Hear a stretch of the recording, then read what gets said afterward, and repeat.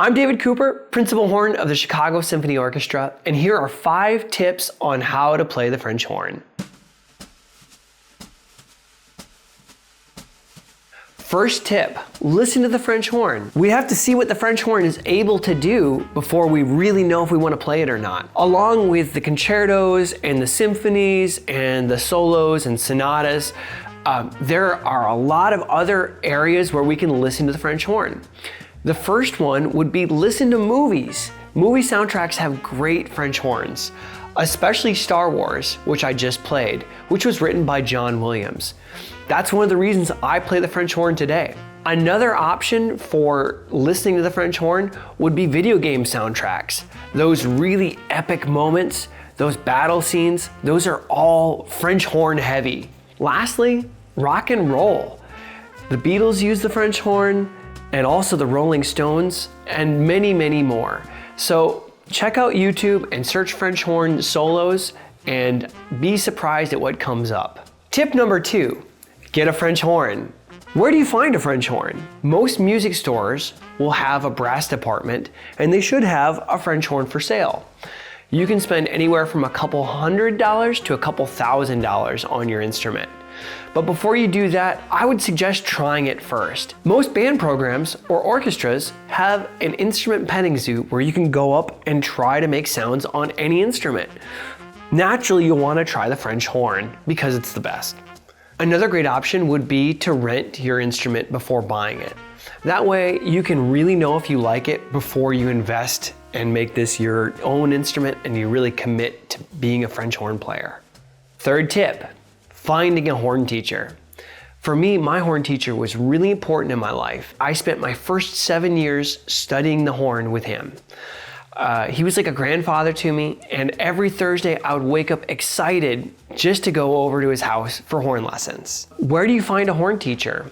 Well, ask for recommendations from other horn players or band directors or orchestra teachers. I would also look on the internet for horn teachers in your area.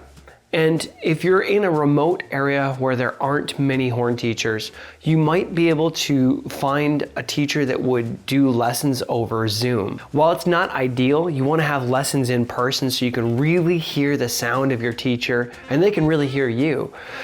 Zoom is a great alternative to no lessons. There are lots of programs where you can find lessons and meet with top professionals, such as Music with a Master or Play with a Pro. These are 2 great websites that I would recommend for finding horn lessons online. Fourth tip, practice every day. Even the days that you don't want to, practice 15 minutes a day. Wynton Marsalis came to my town when I was growing up, and I heard him play trumpet with the Lincoln Center Jazz Ensemble. I talked to him afterwards, and he said, practice 15 minutes a day, even the days that you don't want to.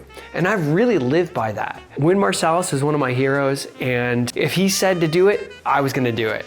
Just try to practice 15 minutes a day and try to make little bits of progress, right? We wanna get a little bit better each day, and even the days when we feel like we don't really wanna pick up the horn, it's still valid just to play 15 minutes because we have to keep our lips in shape. These are tiny little muscles that go out of shape really quickly. It's more important to practice every day for 15 minutes than save all your practicing for Saturday or Sunday. Now, sometimes I wonder, what do I practice? Well, there's lots of stuff to learn right off the bat, but the most important thing I would say would be get a warm-up routine, something that kind of covers the basics.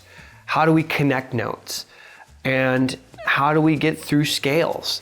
So just learning our fingerings is going to be a challenge right off the bat, but there are lots of options online where you can find a fingering chart and you can write in those note names and fingerings. Fifth tip for playing the French horn, find some friends and play together. Music is more fun when we play together, and we also sound better. Play duets, trios, quartets, whatever you can, and make music together. You can join a local band ensemble or orchestra. I know most schools have these, and they're great ways to make friends and to learn how to play your horn, but more importantly, it's just a lot of fun. If you're older and you're coming back to the French horn or you're not in school, you might consider looking around for a community ensemble, a community orchestra, or just playing in a place of worship. I know churches love classical music, so go ahead, don't be shy, offer to play and have fun. That's the most important thing.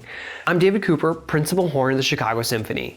Thank you for joining me today, and thank you for watching my 5 tips on playing the French horn. French horn has been a very important part of my life. It has given me hope when I've had times of trouble. It's given me a voice when I didn't have one. It's given me the words where my vocabulary left off. And you can pick up the horn, and whatever song is in your head or your heart, you can just put the horn to your lips and make that beautiful sound come out the bell. This is a really fun, lifelong passion of mine, and it's taken me all over the world to play for many classical music lovers, and I get to play with a lot of friends. And the French horns have the greatest parts in the orchestra. No offense to any other instruments, but it's true. I hope you get to enjoy the French horn just as much as I do. Just know that it's fun, it's challenging, and I've never gotten bored with it yet. So thank you for joining me today, and hope to see you on a stage someday soon.